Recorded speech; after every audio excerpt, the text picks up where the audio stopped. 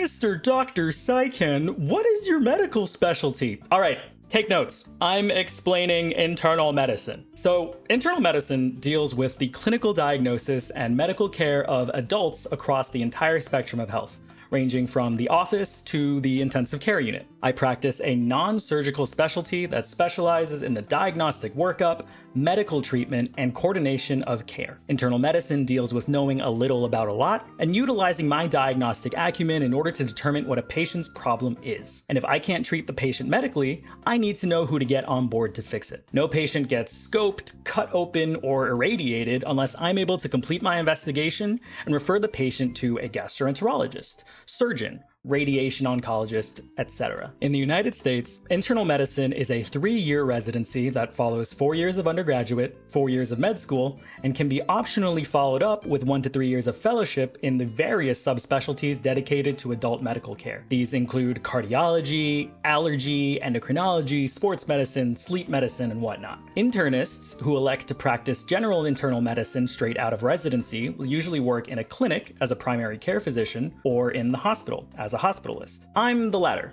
but also I'm special, and I'm doing an administration fellowship and halfway done with my MBA and gunning for a C-suite position as a physician executive. And as a hospitalist, I practice acute care medicine as part of a hospital system on the general medical wards.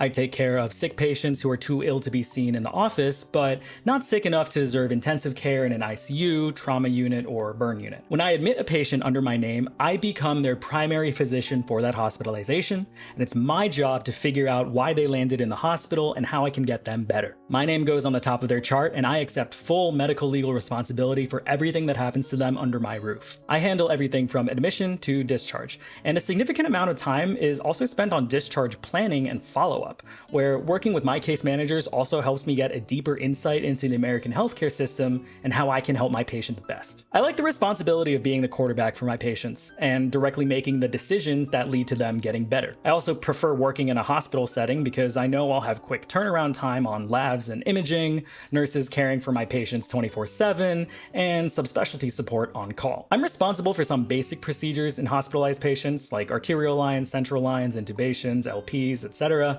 but the hospitalist model seems to be moving away from that in favor of dedicated APP procedural teams. In the US, a regular hospitalist job is usually working 7 a.m. to 7 p.m. for 7 days in a row, followed by 7 days off. This is considered a full-time equivalent, and average yearly compensation is about $275 to $325K, depending on your area. You can of course go higher, working in a smaller, more rural hospital, or go lower, working for a bigger academic center in a big city. Formally, we only get a week or so a vacation a year, but since you're really only working 26 weeks of the year, you don't actually need to take extra time off to go travel, spend time with family, set up a side gig, or do this VTubing thing. Hello everybody. What is up? Depending on how busy, understaffed your hospital or a sister hospital is, you can also take extra shifts on your off days doing something called moonlighting. This is a great way to make some extra cash in residency, and now as an attending, it's very nice to have the option to clear a couple thousand in a weekend. There are also hospitalists who only work night shifts from 7 p.m. to 7 a.m. called nocturnists. Some people prefer this lifestyle because it's less about dealing with social or hospital issues and more focused on the medicine, or because they're total night owls. Obviously, they get a pretty nice pay bump for that too. One of my friends who graduated with me last year signed on for $450K a year as a nocturnist, but also she's in West Virginia in the middle of nowhere, and she's like a 4'11" hijabi.